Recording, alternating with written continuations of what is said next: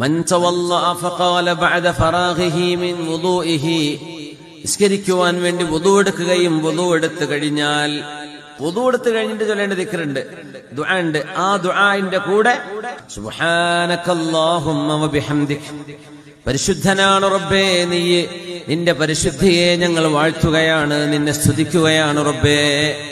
അഷ്ഹദു അല്ലാ ഇലാഹ ഇല്ലാ അൻത, അല്ലാഹുവേ നീയല്ലാതെ ആരാധിക്കപ്പെടാൻ അർഹതയുള്ള ഒരാളും ഈ ലോകത്തില്ല, നീ മാത്രമാണ്.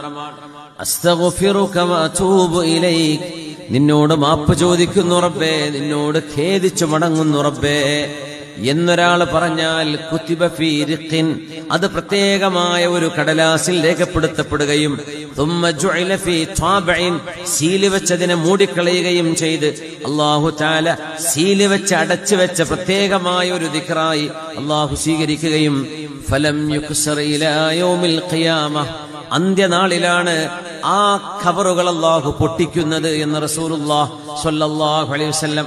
ഇത്രയും ഇമ്പോർട്ടന്റ് ആയ ദിക്റാണ് ഇത്. പൊട്ടിക്കുന്നത് സുബ്ഹാനല്ലാഹ് അന്ത്യനാളിലാണ്.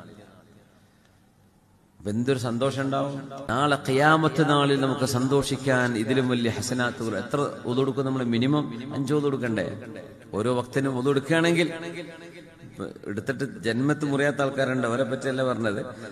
വുദു പുതുക്കൽ സുന്നത്താണ്. അപ്പോ ഓരോ ഫർള് നിസ്കാരത്തിനും ഓരോ വുദു, സുന്നത്തിന് വേറെ എടുക്കാൻ പറ്റും, അങ്ങനെ എടുക്കാം. യാ അല്ലാഹ്, ഇതൊക്കെ അല്ലാഹുവിനോട് ദുആ ചെയ്യാൻ. സുബ്ഹാനകല്ലാഹുമ്മ ബിഹംദിക അഷ്ഹദു അല്ലാ ഇലാഹ ഇല്ലാ അൻത അസ്തഗ്ഫിറുക വഅതൂബു ഇലൈക. അല്ലാഹു തആല അതിനെ സീല് വെച്ച് അടക്കം ചെയ്ത് ഖിയാമത്ത് നാളിലേക്ക് അതിനെ ട്രാൻസ്പോർട്ട് ചെയ്യാൻ അവിടെ വെച്ചുകൊണ്ടാണ് അത് തുറക്കുന്നത് എന്ന് റസൂലുള്ളാഹി സ്വല്ലല്ലാഹു അലൈഹി വസല്ലം. ഈ ദിക്റുകൾ നഷ്ടപ്പെടുത്തരുത്.